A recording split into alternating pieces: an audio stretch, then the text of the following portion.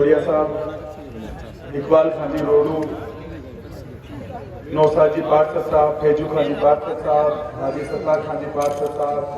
भाई अमजद जी पार्षद साहब, भाई वाइस चेयरमैन मुकेश जी खिंची साहब, भोजक साहब, मावा सरपंच छोटे भाई आरिफ जी, मनसब जी पार्षद साहब, हमीद जी, गुरु जी, और एक बार जोरदार ताली बजाओ आप लोग आपके यहाँ के पाँव में और मेरे बड़े भाई सत्तार खान जी के लिए, जिन्होंने पिछले चुनाव में भी पूरा 1 महीना जब से टिकट हुआ तब से लेकर आखिरी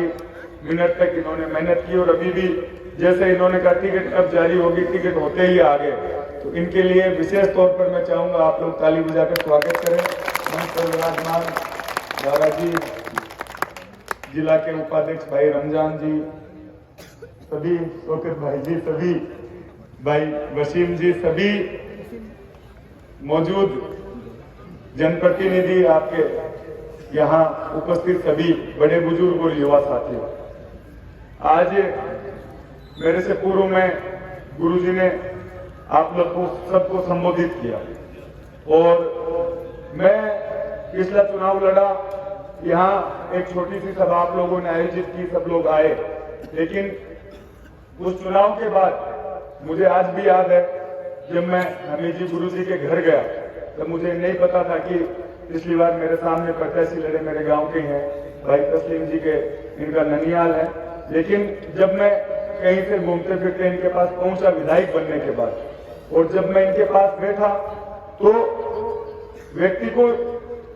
कोई भी काम करने का आइडिया, विचार कहीं ना कहीं से सुन के ही आता।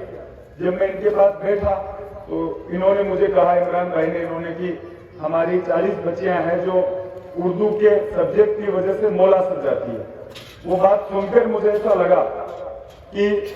इस लाडनू में हमने न केवल चुनाव में घोषणा की, सही में एक महिला कॉलेज की जरूरत है, और जब बजट में महिला कॉलेज आ गई और जब विषय के लिए पूछा जा रहा था, तो मैं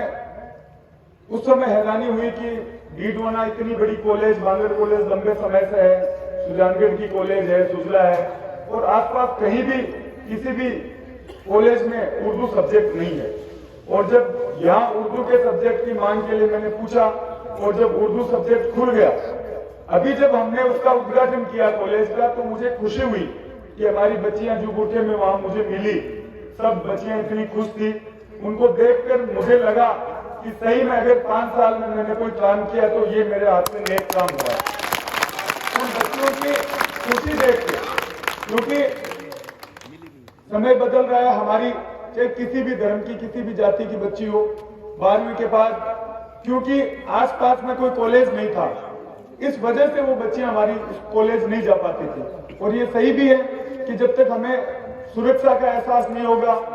हमें अपनी बच्चियों के लिए सुरक्षित माहौल नहीं लगेगा कि हम किन साधन से वो जाएगी, कैसे वापस आएगी, तब तक हम अपनी बच्चियों को नहीं पढ़ा सकते। और आज जो 40 बच्चियां थी, वो 250 में से 202 बच्चियां वो हो गई, और वो बच्चियां अपनी तालीम, अपनी शिक्षा यहाँ कॉलेज में ले रही है। नया भवन उनके लिए बन रहा है, 2 अल्पसंख्यक छात्रावास। भाई पहले भी लोगों ने काम किए, मैं किसी की बुराई नहीं करूंगा, सब जनप्रतिनिधि हमारे जो रहे अच्छे ही रहे, लेकिन जो जरूरत की चीजें थी, क्योंकि जिस समाज को जिस चीज की जरूरत है, आज किसानों को कृषि मंडी की जरूरत थी, और न हमारे यहाँ कृषि मंडी थी, ना हमारा अनाज खुलता था, कहीं सुजानगढ़ जाना पड़ता था, डीडवाना जाना पड़ता था। आज कृषि मंडी खुल गई, तो वहां हमारे जितने भी किसान साथी हैं उनको उसका फायदा मिल रहा है। हमारे जो मुस्लिम समुदाय है, वहां अगर शिक्षा का प्रचार प्रसार नहीं होगा, आज हमारे बच्चे जो युवा साथी बाहर दूसरे देशों में काम करने जाते हैं, अगर वो शिक्षित होंगे, वो कोई ना कोई अगर व्यापारिक कोर्स उन्होंने कर रखा होगा, तो बाहर जाके जो व्यक्ति हम आज वहां 30,000, 40,000 रुपए, 30-20,000 रुपए कमा रहा है, वही हमारा बच्चा 1 लाख, 1.5 लाख, 2 लाख तनख्वाह का बच्चा हो जाएगा। तो ये सोचने की बात थी। तो अल्पसंख्यक छात्रावास हमने दिए,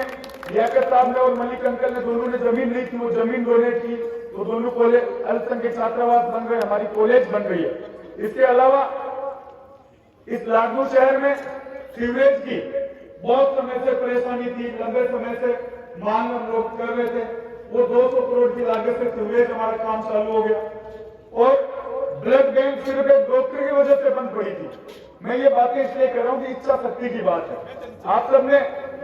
मुझे कहा शहर में लोगों ने, और मैं जो विरोधी होता है उसकी भी बात को अच्छे से सुनता हूँ, क्योंकि उन बातों में कुछ न कुछ इस नागनूर शहर के हमारे लिए कोई ना कोई पता नहीं अच्छी चीज हो जाए। और वो ब्लड बैंक स्टार्ट हुआ और जिस दिन स्टार्ट हुआ मैंने वहां डॉक्टर साहब को बोला, मैंने कहा डॉक्टर साहब कोई फॉर्मेलिटी मत करना, अभी भी मुझे बता देना, ये ब्लड बैंक वापस बंद नहीं होना चाहिए। और मुझे खुशी है कि वो और सुचारू रूप से आज ब्लड बैंक हमारा चल रहा है। हमारे बच्चों को जब कभी भी हॉस्पिटल में जरूरत होती है तो वो लोग जाते हैं। जहाँ डॉक्टर हमारे 7-8 डॉक्टर होते थे, 4 डॉक्टर होते थे, आज 30 से 32 डॉक्टर हैं। और जो ओपीडी आज आप जाके हॉस्पिटल की जगह देखो, नया ट्रॉमा सेंटर का स्टाफ और सारी सुविधाएं हमने जारी करवाई, नया ट्रॉमा सेंटर भी बनेगा। तो आज जहां 100 से 200 ओपीडी थी वहां 1000 लोग हमारी माताएं बहनें हॉस्पिटल में जाने पर लगता जैसे हम कहीं अचानक में आ गए हों। इस तरह से हमने सुधार किया और आप लोगों का प्रेम और सहयोग मुझे हमेशा मिलता रहा है। मैं हर सभा में ये बात बोलता हूं कि जिस परिवेश से मैं आया हूं, अभी एक अनीप जी उन्होंने मेरा इंटरव्यू लिया, उन्होंने मुझे पूछा तो मैंने कहा 36 कौम मुझे वोट देगी, सब धर्म के लोग मुझे वोट देंगे। और किसी भी व्यक्ति का आपको अगर उसका इतिहास पता करना है तो उसका पीछे से हम लोग रिश्ता भी करते हैं तो उसका खानदान का पता करते हैं। आज मैं और मेरा परिवार